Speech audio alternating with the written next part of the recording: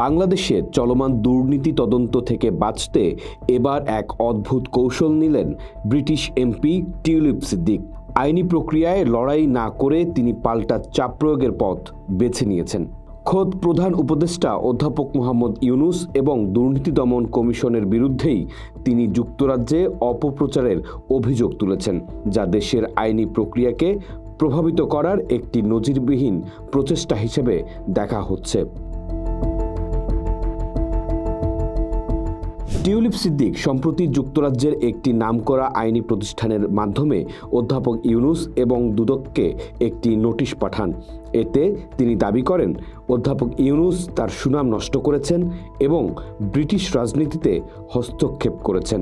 তার সবচেয়ে অদ্ভুত দাবিটি হলো, এই অপপ্রচারের কারণে তার বিরুদ্ধে চলমান দুর্নীতির তদন্তগুলো অবিলম্বে বন্ধ করতে হবে।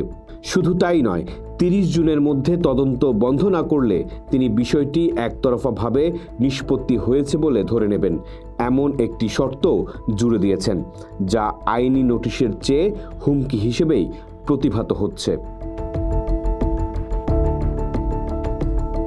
টিউলিপের অভিযোগ, অধ্যাপক ইউনূস স্কাই নিউজকে দেয়া এক সাক্ষাৎকারে লন্ডনে তার সম্পদ নিয়ে কথা বলে সুষ্ঠু তদন্তের অধিকার ক্ষুণ্ণ করেছেন।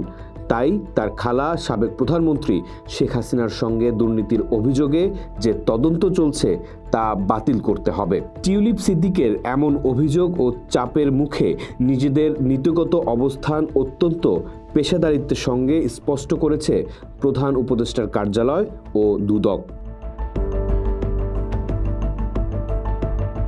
অধ্যাপক ইউনূসের প্রেস সচিব পরিষ্কারভাবে জানিয়েছেন, বাংলাদেশের প্রধান উপদেষ্টা বা দুদকের যুক্তরাজ্যের রাজনীতিতে হস্তক্ষেপ করার কোনো কারণ বা এখতিয়ার নেই। তিনি আরও বলেন, দুদক কোনো গুজব বা অনুমানের ওপর ভিত্তি করে কাজ করে না, বরং প্রমাণ ও সাক্ষ্যের ভিত্তিতেই তাদের কার্যক্রম পরিচালিত হয়। যে কোনো ফৌজদারি অভিযোগের নিষ্পত্তি দেশের প্রচলিত আইন অনুযায়ী আদালতেই হবে, এই বার্তাটিও স্পষ্ট করা হয়েছে। দুদক চেয়ারম্যান মোহাম্মদ আব্দুল মোমেন টিউলিপের এই পদক্ষেপ আইনি প্রক্রিয়াকে পাশ কাটানোর একটি প্রচেষ্টা হিসেবে দেখছেন।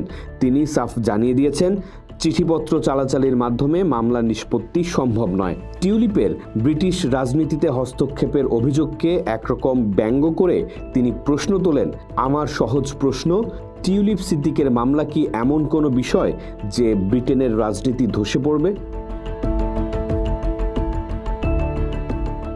দুদক চেয়ারম্যান আরও স্পষ্ট করেছেন, টিউলিপ সিদ্দিকের বিরুদ্ধে দুর্নীতির অভিযোগে 3টি মামলা রয়েছে এবং তিনি আদালতে উপস্থিত না হলে তার অনুপস্থিতিতেই বিচার চলবে। আইন না মানলে অন্য সব অভিযুক্তের মতোই তার বিরুদ্ধে আইনানুগ ব্যবস্থা নেওয়া হবে। পোস্ট দেখুন, ভাবুন, করুন, থাকুন পোস্টের সাথেই।